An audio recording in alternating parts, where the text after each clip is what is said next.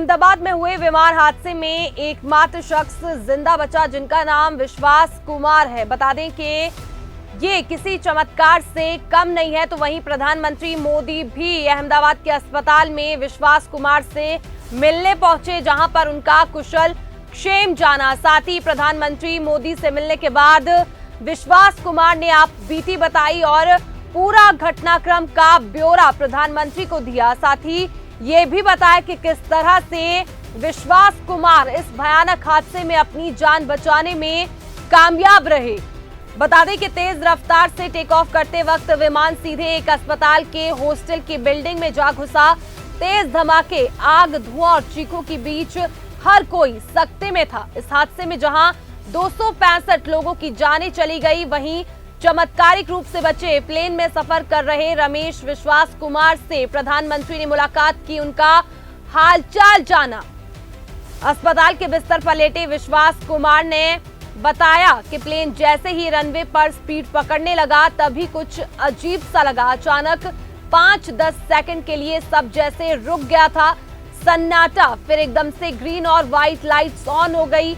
लगता था जैसे टेक ऑफ के लिए पायलट ने पूरा जोर लगा दिया हो। बस फिर क्या था, वो रफ्तार सीधा हॉस्टल की बिल्डिंग में जा घुसी। विश्वास ने बताया कि मेरी सीट प्लेन के जिस हिस्से में थी, वो बिल्डिंग के नीचे हिस्से से टकराया होगा। ऊपर के हिस्से में आग लग गई थी, कई लोग वहीं फंसे रह गए।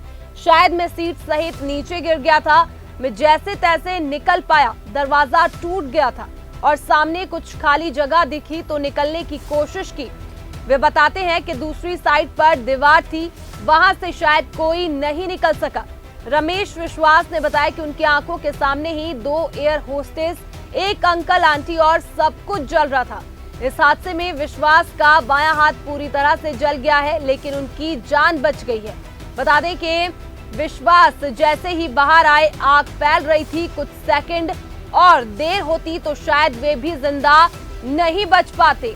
अहमदाबाद में हुए विमान हादसे में एकमात्र शख्स जिंदा बचा, जिनका नाम विश्वास कुमार है। बता दें कि ये किसी चमत्कार से कम नहीं है। तो वहीं प्रधानमंत्री मोदी भी अहमदाबाद के अस्पताल में विश्वास कुमार से मिलने पहुंचे, जहां पर उनका कुशल क्षेम जाना। साथ ही प्रधानमंत्री मोदी से मिलने के बाद विश्वास कुमार ने आप बीती बताई और पूरा घटनाक्रम का ब्यौरा प्रधानमंत्री को दिया। साथ ही ये भी बताया कि किस तरह से विश्वास कुमार इस भयानक हादसे में अपनी जान बचाने में कामयाब रहे। बता दें कि तेज रफ्तार से टेक ऑफ करते वक्त विमान सीधे एक अस्पताल के हॉस्टल की बिल्डिंग में जा घुसा। तेज धमाके, आग, धुआं और चीखों के बीच हर कोई सकते में था। इस हादसे में जहां 265 लोगों की जानें चली गई, वहीं चमत्कारिक रूप से बचे प्लेन में सफर कर रहे रमेश विश्वास कुमार से प्रधानमंत्री ने मुलाकात की, उनका हालचाल जाना। अस्पताल के बिस्तर पर लेटे विश्वास कुमार ने बताया कि प्लेन जैसे ही रनवे पर स्पीड पकड़ने लगा, तभी कुछ अजीब सा लगा। अचानक 5-10 सेकंड के लिए सब जैसे रुक गया था, सन्नाटा। फिर एकदम से ग्रीन और व्हाइट लाइट्स ऑन हो गई।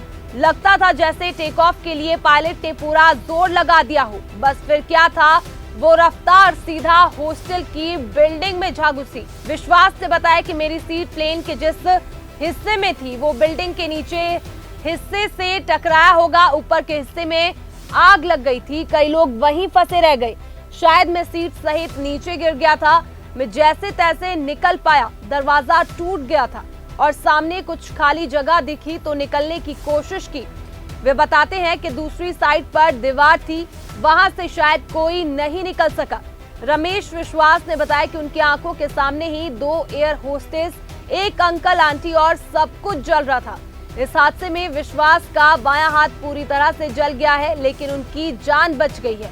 बता दें कि विश्वास जैसे ही बाहर आए, आग फैल रही थी। कुछ सेकंड और देर होती तो शायद वे भी जिंदा नहीं बच पाते।